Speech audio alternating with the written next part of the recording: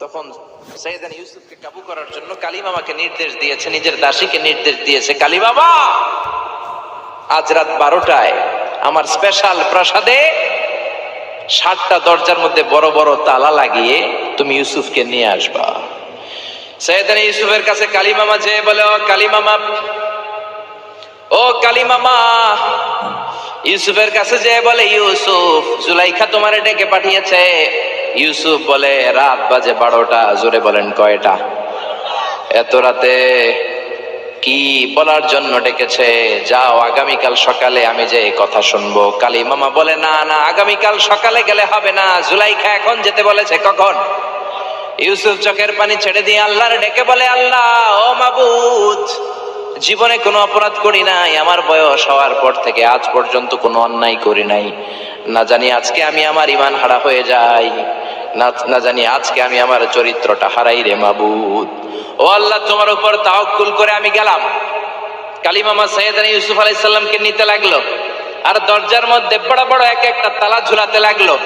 7টা তালা ঝুলানোর পরে সাইয়েদনা ইউসুফকে স্পেশাল ঘরের মধ্যে ঢুকিয়ে কালিমামা আরেক দরজা দিয়ে বের হয়ে যায়।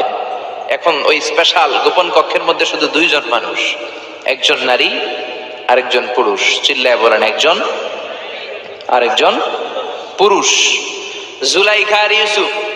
জুলাইখা বলে, ও ইউসুফ, বাঁচার কোনো মাধ্যম নাই, যে কোনো ভাবেই হোক আজকে আমি আমার মনোরঞ্জন করেই ছাড়বো, যেমন করেই হোক তোমার প্রেম আমি হাসিল করে ছাড়বো। আমি তোমারে ভালোবাসি। সাইয়েদনা ইউসুফ বলে, আমি আল্লাহরে ভালোবাসি। কারে ভালোবাসি? সুবহানাল্লাহ কইবেন না? জুলাইখা বলে, আমি তোমারে ভালোবাসি। সাইয়েদনা ইউসুফ বলে, ও জুলাইখা, আমি আল্লাহরে ভালোবাসি।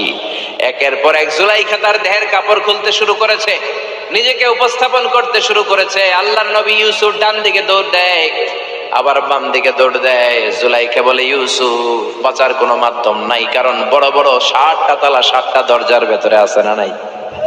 আরো জোরে বলেন, আছে রাডাই। পালানোর কোনো মাধ্যম নাই, যে কোনো ভাবেই হোক আমার হাতে তোমার ধরা দিতে হবে। সাইয়েদনা ইউসুফ চোখের পানি ছেড়ে আল্লাহর ডেকে বলে, আল্লাহ, জীবনে কোনো অপরাধ করি নাই, এই বিপদ থেকে তুমি আমারে বাঁচাও। আল্লাহ বললেন, জিব্রাইল, যাও যাও, তাড়াতাড়ি তুমি ইউসুফের কাছে যাও, আমার নবী ইউসুফরে বাঁচাও। আমার নবী ইউসুফের কানের সামনে যে বলো, ইলা নাহিয়াতিল বাব, দরজার দিকে দৌড়াও। কোন দিকে? আরো জোরে বলেন, কোন দিকে? ইলা নাহিয়াতিল বাব, দরজার দিকে দৌড়াও।